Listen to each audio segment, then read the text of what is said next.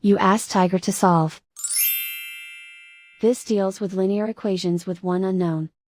The final result is b equals 2. Let's solve it step by step. Group all constants on the right side of the equation. Add 2 to both sides.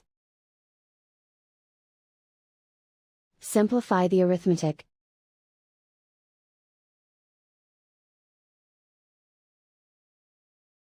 Isolate the b. Divide both sides by 4. Simplify the fraction.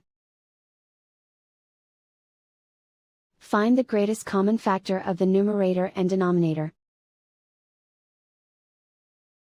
Factor out and cancel the greatest common factor.